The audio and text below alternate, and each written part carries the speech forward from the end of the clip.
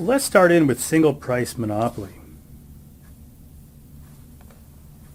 When there's only one seller in a market, that's what we call a monopolist, then that firm faces the market demand curve, which is downward sloping as we've seen before.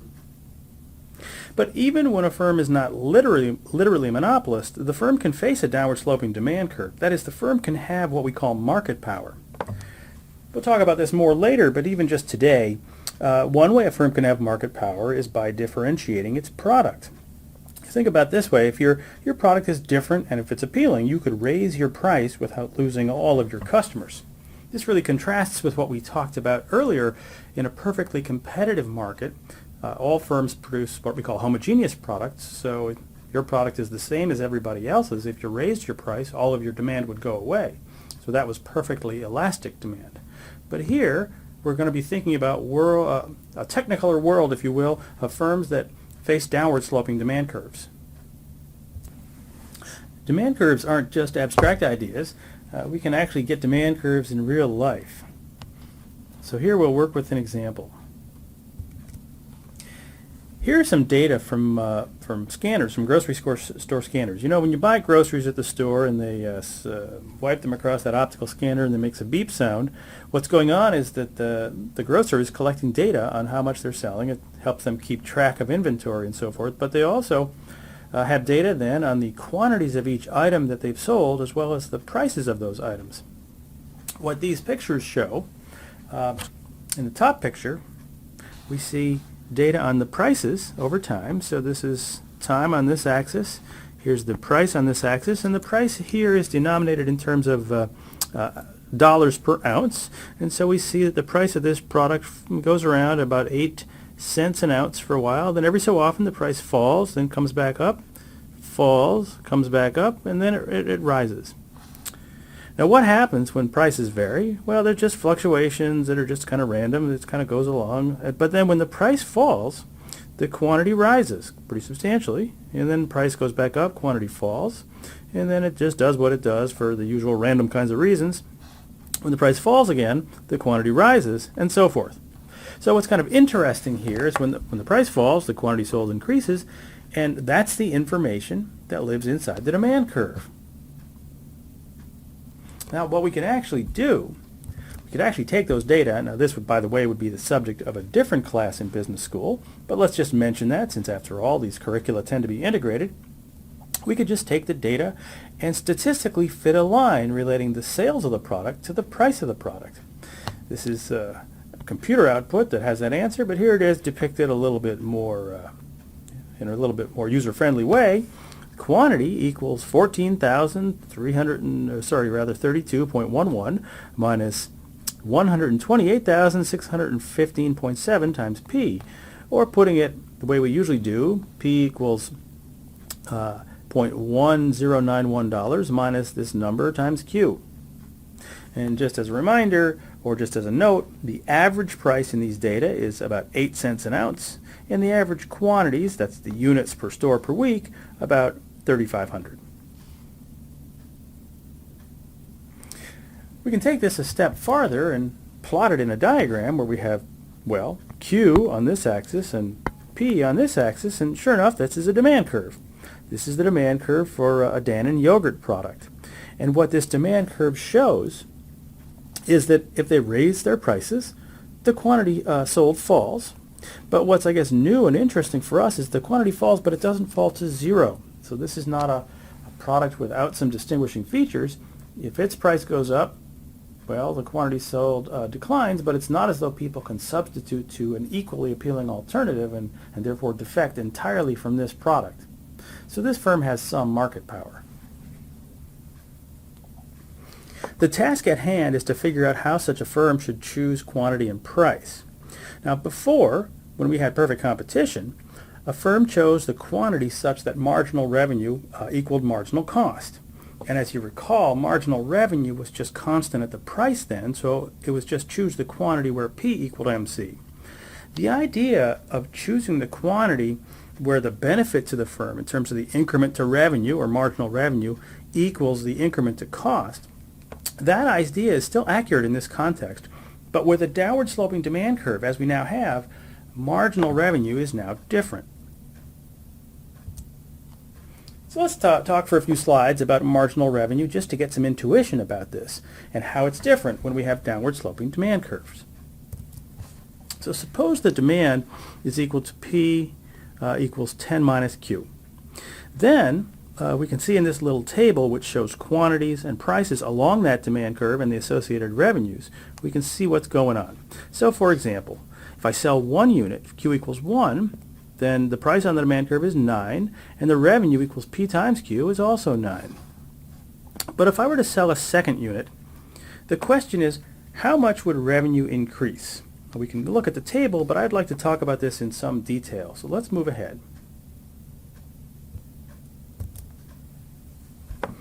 If demand is equal to P equals 10 minus Q, then, well, the following table describes how quantity and price and revenue evolve along the demand curve.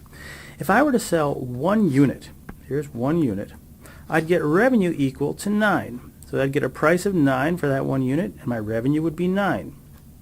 If I were to sell a second unit, well, if we go up to the demand curve, we see that the price on the demand curve for a second unit is 8.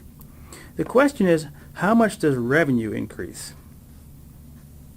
Now, if I got 9 for the first unit, and if I could also get 8 for the second, then the marginal revenue would be 8 for that second. But hold on there, that requires me to charge a different price to different people. And here, in this part of the course, I can only charge a single price for all units. In order to actually sell 2, I've got to set a price of 8 for everybody. So that means selling 2 requires the price charged to everybody has to fall to 8. So when Q rises from 1 to 2, revenue rises from 9 to 16, or just by 7. The point is then, the punchline really from this slide is that marginal revenue with downward sloping demand curves is below demand.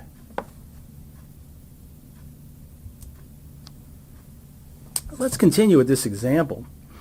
Talk about revenue and marginal revenue with this downward sloping demand curve.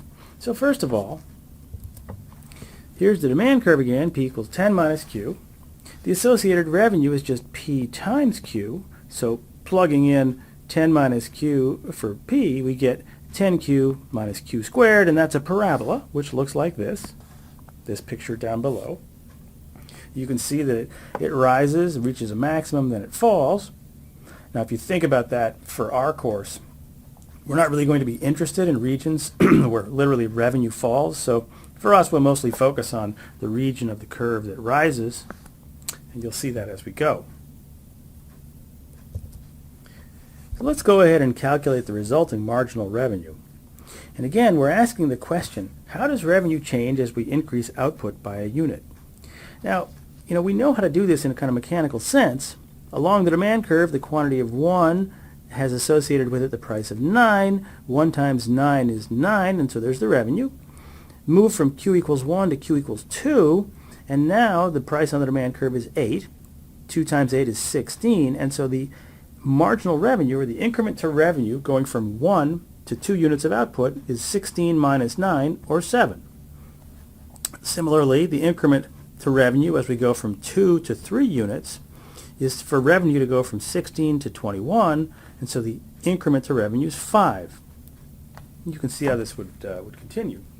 Now, this is very intuitive, but it's really just the approximate answer, because what this third column shows, or actually I guess it's the fourth column, what it shows is the change in revenue for a 1 unit change in quantity. And that is the approximate marginal revenue. It's approximate because what we actually want is the slope of the revenue function at particular values of Q, not just approximations, kind of linking this is 1 and this is 2. We're kind of getting the approximate change based on that. Let me just go ahead and say the answer with the title of this slide, which is that marginal revenue bisects linear demand. So the exact answer to the question, when the demand curve is P equals 10 minus Q, the marginal revenue curve, which is also then the derivative of total revenue with respect to quantity, if you're a calculus buff, is equal to 10 minus 2Q, or saying it again, marginal revenue bisects linear demand. This is something we use a lot and you should know it, and so the sort of general way to say it is to say this: if the demand curve is given by P equals A minus BQ, then marginal revenue is given by A minus 2BQ. Notice it has the same intercept on the price axis, but twice the slope.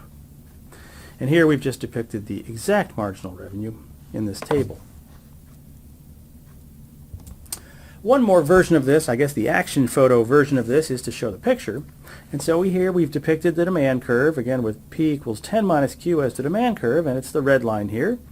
The intercept on the price axis is 10, because the slope is minus 1. The intercept of the demand curve on the quantity axis is 10. The marginal revenue curve has the same intercept as the demand curve, so its intercept on the price axis is here. Because it has twice the slope, its intercept on the quantity axis is at 5. Right? So MR equals 10 minus 2Q in this example. All right, fine. So now we've got marginal revenue under control. Now we can go ahead and use this idea, use it, I guess, as a tool to find the optimal quantity and price. And a monopolist maximizes profit by setting marginal revenue equal to marginal cost. That's this mantra of ours. Marginal cost is as it was before. It's one of the versions of the cost function that we get from the short-run total cost curve. What's different is that MR is no longer constant, and again, it's because the firm faces a downward sloping demand curve.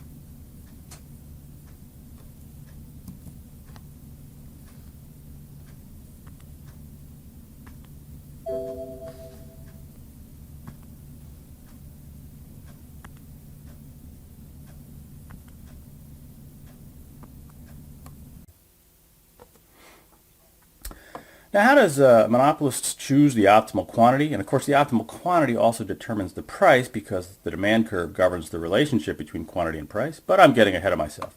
Well, what does a monopolist do? A monopolist maximizes profit by choosing the quantity that sets marginal revenue equal to marginal cost. Now, if that sounds familiar, it should. That's what we were doing before. So marginal cost is as it was before.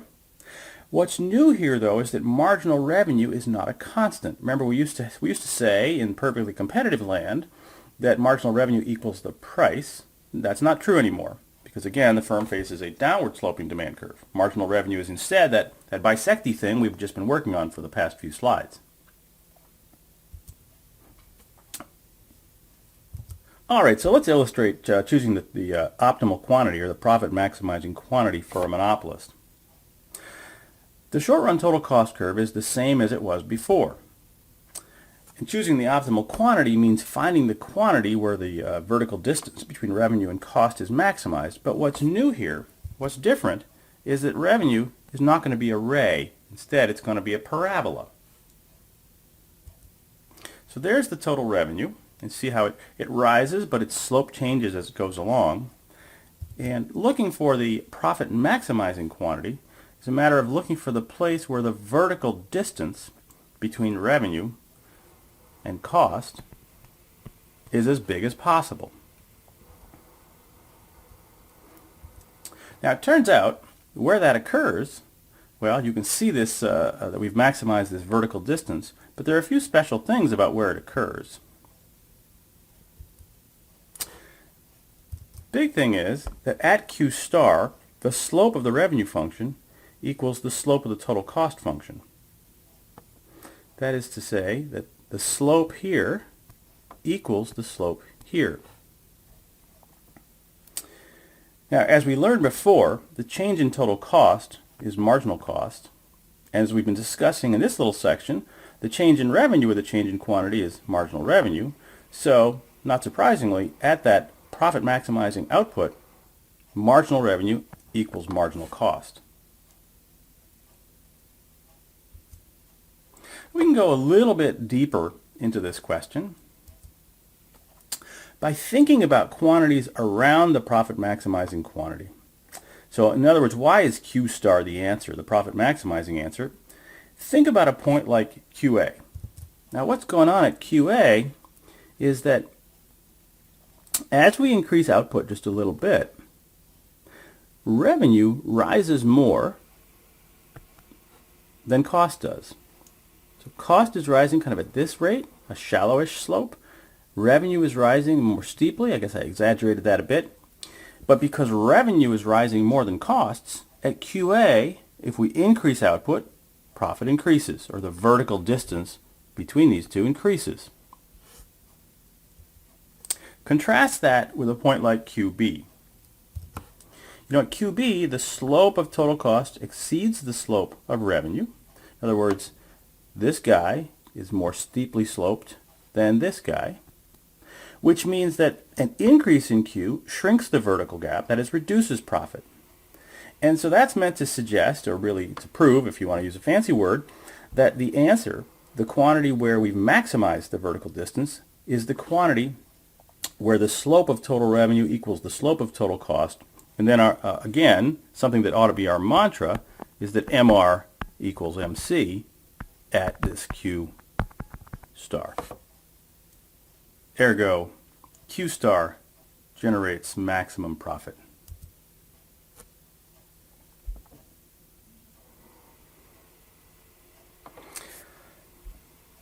The diagram we usually work with to see all this stuff doesn't have total costs and total revenue, but instead it has the demand curve and the marginal cost curve and the marginal revenue curve. So let's talk through this problem in that diagram, since that's where we'll usually be living.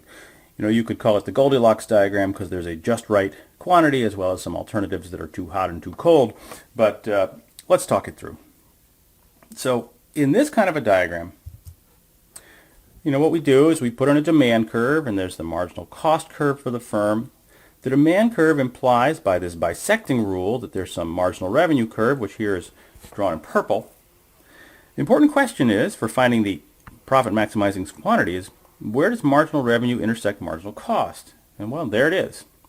What we do is we go straight down from there to the quantity axis, and that's the profit maximizing quantity. And then, and this is kind of important and in some sense a little bit of a trick, we go back up to the demand curve at that quantity to find the profit maximizing price. You might be tempted to think, well, here's the intersection, therefore the price is over here. That's wrong. You want to go up to the demand curve to find the profit maximizing price.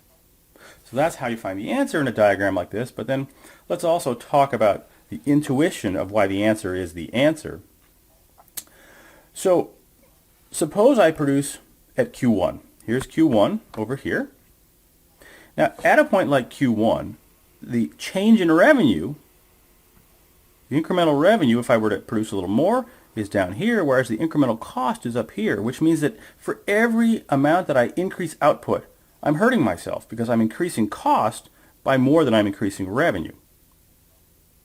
So I should produce less if my goal is to make more profit. On the other hand, suppose I produce at Q2. So here's Q2 over here. At a point like Q2, imagine increasing output a little bit. I'd be raising revenue by this much, but I'd only be raising cost by this much, so I'd be raising my profit. So again, at a point like Q2, I'm adding more to revenue than I add to cost, so I should produce more. Well, I've found the answer when I'm right here at QM, where the change in revenue equals the change in cost, and there's my answer, QM. And then again, I go up to the demand curve to find the price, and that's the solution to a monopoly problem.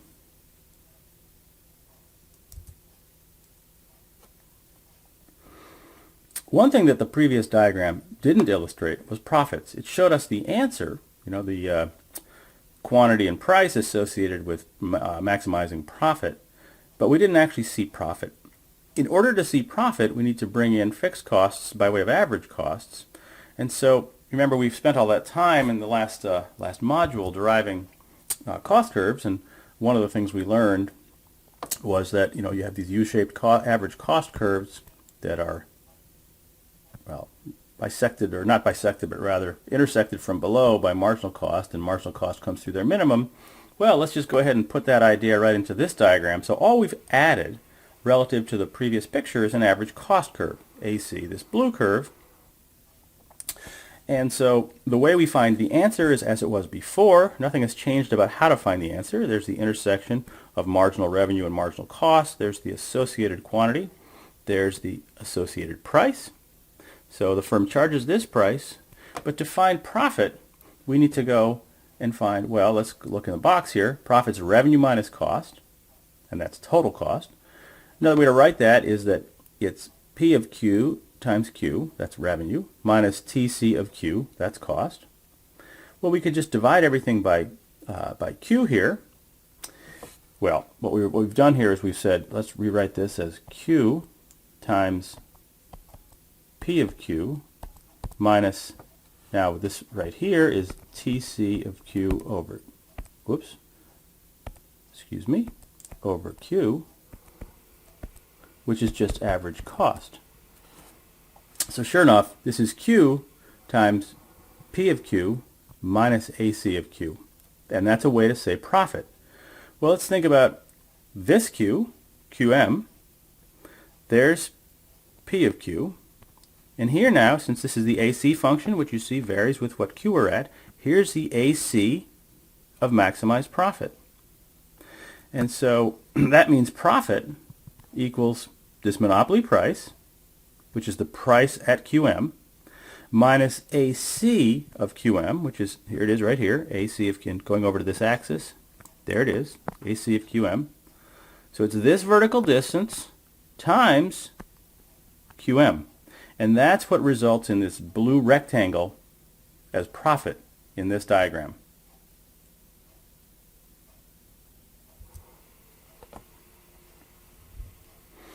One thing we like to do is compare monopoly and competition. And so we can do that in the same diagram under some not so crazy assumptions. And let me explain the thought experiment that makes this diagram into that comparison. So suppose you have many small firms that are making something, and it's an undifferentiated something, but then they become jointly owned. Okay, maybe Montgomery Burns buys up the whole industry or something. But let's say the production technology remains the same. And so that means that what used to be the supply curve, which remember was the horizontal sum of the marginal cost curves for all those little firms, since they maintain the same production technology when they're working together, organized by Montgomery Burns, it's now a monopolist's marginal cost curve. So let's think in this diagram about the contrast between the outcome in the marketplace when it's competitive versus when it's a monopolist. When it's competitive, the intersection occurs, or the equilibrium occurs at the intersection of supply and demand. So the resulting quantity is QC, the resulting price is PC. When it's organized as a monopolist, then the firm doesn't get we don't get the equilibrium at the intersection of supply and demand, we get the equilibrium quantity at the intersection of marginal cost and marginal revenue. And so that results in QM, the quantity which is below QC, and a price that's above a price that's above PC. So important points here are, first of all, relative to competition, the price rises and the quantity falls with monopoly. We can also talk about what's happened to welfare. You know, with competition, consumer surplus was this entire triangle below the demand curve. But now with monopoly, consumer surplus has been reduced. The change in consumer surplus is A and B, or so delta CS is minus A minus B. Now on the other hand, producer surplus used to be this region at PC and below, down to the marginal cost curve. Going over monopoly raises producer surplus, and delta PS is what? Well, it's plus A. So producers pick up A because they get a higher price for each of these units sold out to QM. But producers also lose region C because there are fewer units being sold. Now typically A is going to be bigger than C, and so that's why firms would like to become monopolists. The other thing though is that B and C are now missing. They're not available either to producers or consumers, and so they're deadweight loss.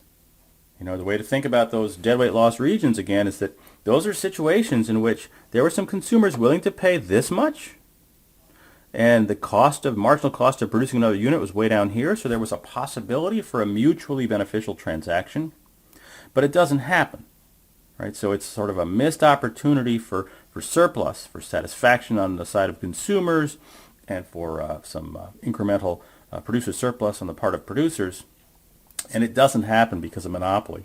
So in a technical sense, this is what we think of as being bad about monopoly, that there's deadweight loss. But many people also think that a transfer from consumers to producers can be bad too. It's often the case that consumers are less rich than producers. You know, it's a transfer from the good working folks over to the shareholders, and so that might result in the loss of, kind of a reduction in well-being. It depends how you think about, how good it is for different people to have stuff. In one sense, it's just a transfer. But again, if it's a transfer from poor guys to rich guys, you could be upset about that too. Technically, though, it's not inefficient.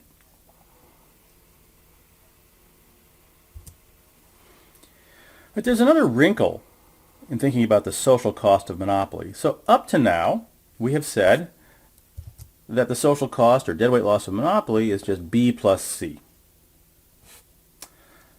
But it could be even bigger. What if it's possible for a firm to invest to become a monopolist? And a question is, how much would it be willing to pay? Okay, so again, we're thinking about like that collection of small firms, and suppose that, again, they get organized by Montgomery Burns, who somehow is able to spend resources to give them the sole right to sell, or something like that. And what do I have in mind?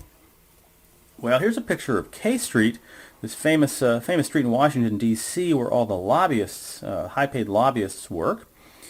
These, of course, are people who might otherwise have been curing cancer, so, putting them to work doing stuff is a real cost to society because they could have been curing cancer, and instead they're convincing lawmakers to harm consumers. But in any event, the question is, in this diagram, how much might a firm or a set of firms be willing to pay to win over this monopoly? Now, think about what the production side of the market got from becoming a monopolist. It picked up A and it lost C.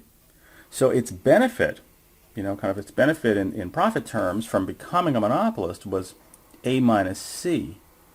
And so that means it could in some sense be worth spending A minus C in resources to get the monopoly, to become a monopolist.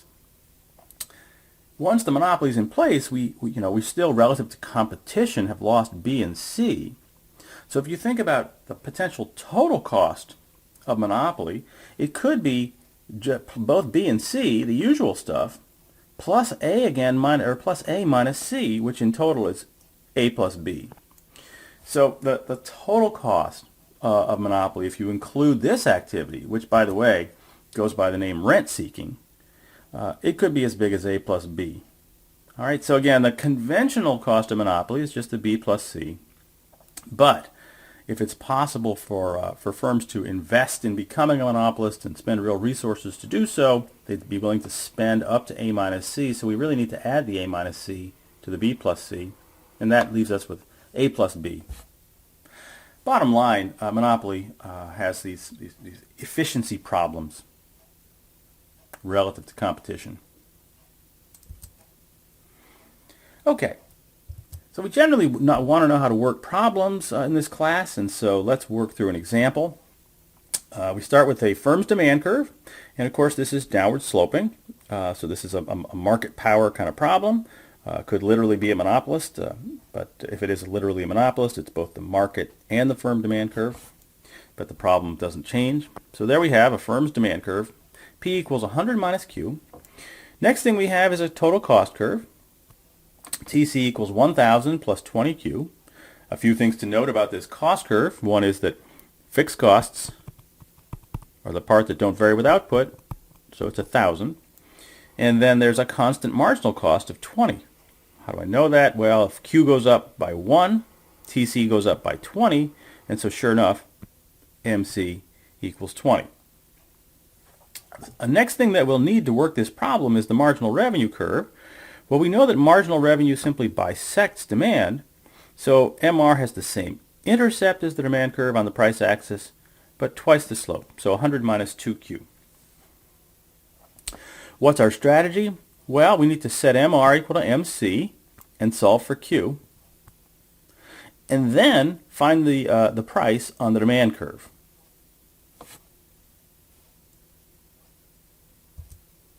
So here's the picture. Here's the demand curve, hits the price axis at 100, comes down with a slope, hits the -1, hits the quantity axis at 100 as well. Here's the associated marginal revenue curve, which comes down with a slope of -2, and so hits the quantity axis at 50. Here's MC equals 20. So how would we work this? Well, we'd say MR equals MC, so that's 100 minus 2Q equals whatever MC is, which in this case is 20. And so 100 minus 20 is 80 equals 2Q. So Q equals 40.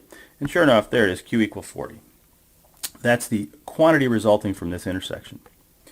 Now, to find the price that's being charged, we need to go up to the demand curve. So we take Q equals 40 and we plug it into the demand curve. Demand curve is P equals 100 minus Q. So in this case, that's 100 minus 40, and that equals 60. And bingo, there it is. Go up to that demand curve. All right, how about profit? Well, let's go into the box here. Profit's going to be the difference between revenue and cost. So revenue is 60 times 40. Okay, and that's 2,400. Total cost is equal to 1,000. Remember, that was the fixed cost, plus 20, which is the marginal cost, times 40, which is the quantity. So it's 1,800. Therefore, profit equals 2,400 minus 1,800, or 600. Okay. Now, we don't literally see profit in this diagram because we don't have fixed costs here. We don't have average costs drawn in. But what we can see is that 60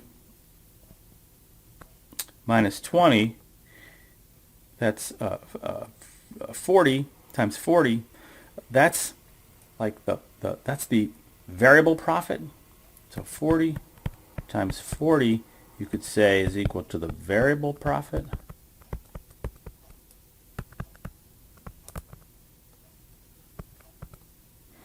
And that equals 1,600. Whoops. If you subtract out the 1,000 in fixed costs, then you'd get profit.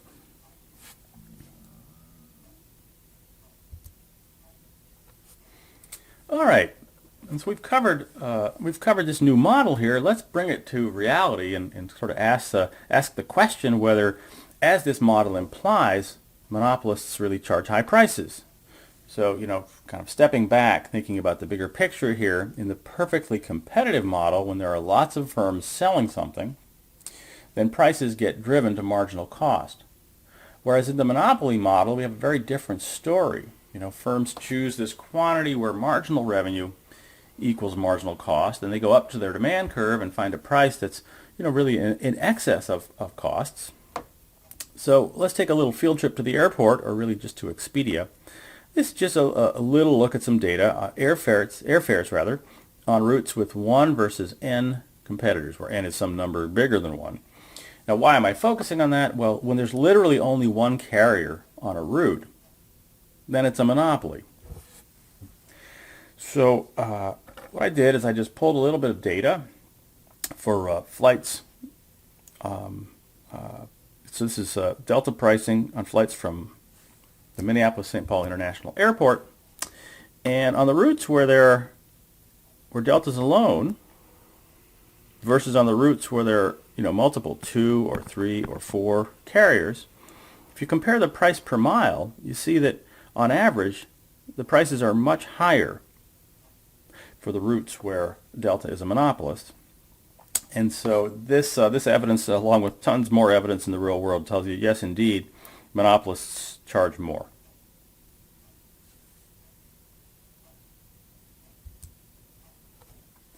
So what are the takeaways from this module? Well, the first thing is that a monopolist, as well as any firm with market power, faces a downward sloping demand curve. And again, that's a firm demand curve. The second thing is that these firms maximize profit. That is, if they want to maximize profit, what they do is they choose the quantity such that marginal revenue equals marginal cost. Now, because of that, output is going to be lower and the price is going to be higher relative to competition. What are the welfare effects of monopoly, the effects on well-being? Well, on the one hand, there are going to be profits here, compared to competition where there were no profits in equilibrium. But there are also transfers from consumers to producers as we go from monopoly relative to competition, and there's some deadweight loss. So we can put on two hats here. Our business school hat says, oh, look, this is a market structure that delivers more producer surplus and profit, and so that's good for us. The public policy hat says, well, we're maybe a little bit worried about transfers from consumers to producers, and we're also worried about deadweight loss.